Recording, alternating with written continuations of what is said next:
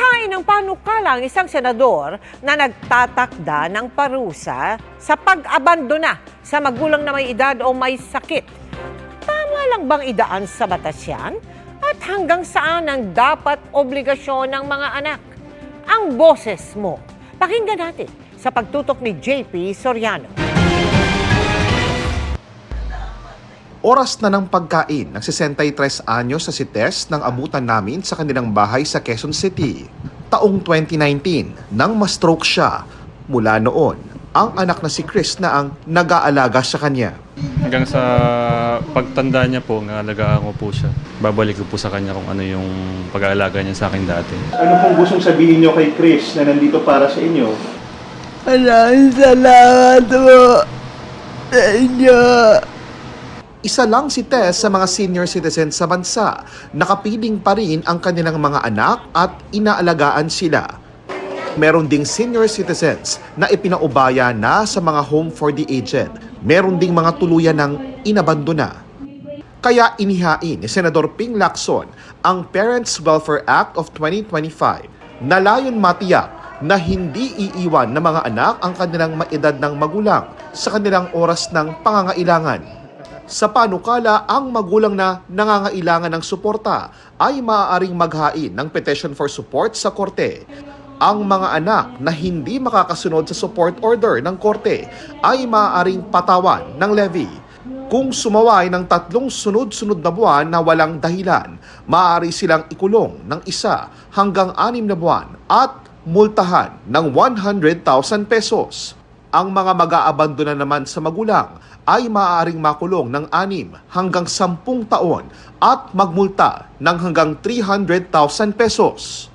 Paglilinaw ni Lacson, hindi kasama sa obligadong suportahan ng anak ang mga napatunayang ng abuso, nanakit at ng abandona ng anak.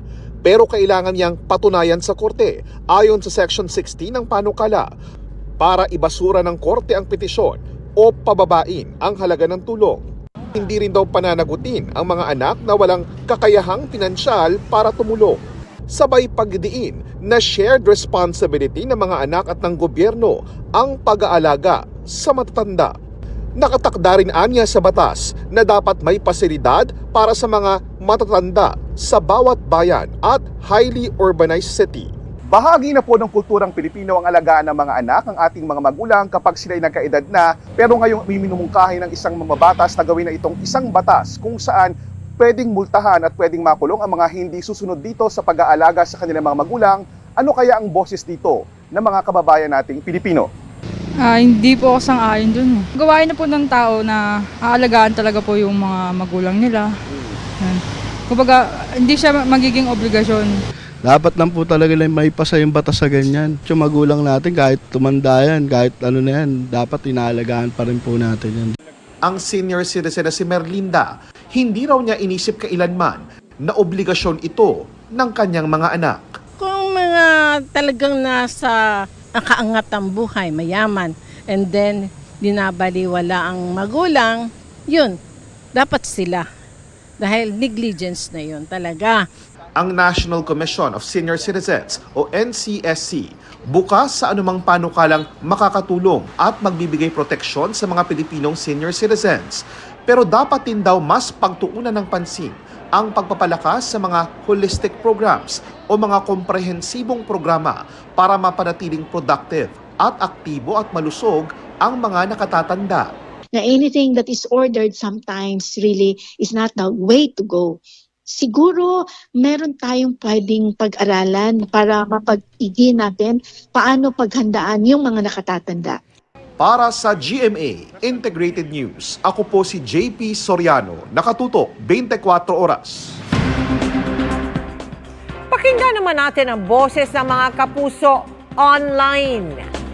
Marami ang nagsabing habang buhay dapat ang obligasyon ng anak sa kanilang mga magulang. Nakalulungkot naman para sa isang netizen ang panukalang batas dahil ibig sabihin daw nito ay maraming matatandang magulang ang inaabandona ng kanilang anak. Pero sabi ng isang magulang, ayaw niyang sabihing obligasyon siya ng mga anak niya. Pero sana ay dalawin naman siya ng mga ito pagtanda niya. Paniwala naman ng isang commenter, Ang obligasyon ng anak ay nag-uugat dapat sa love, respect at compassion. Dapat daw alagaan at suportahan ang ating mga magulang, pero dapat ding bigyan ng kahalagahan ng sarili nating buhay at kinabukasan. Hindi naman na dapat itong isabatas pa ayon sa ilan dahil kung inaalagaan ka naman daw ng inyong mga magulang ay dapat lang na ibalik ito sa kanila. Mga kapuso, pwede mo ring iparinig ang boses mo sa social media accounts ng 24 oras.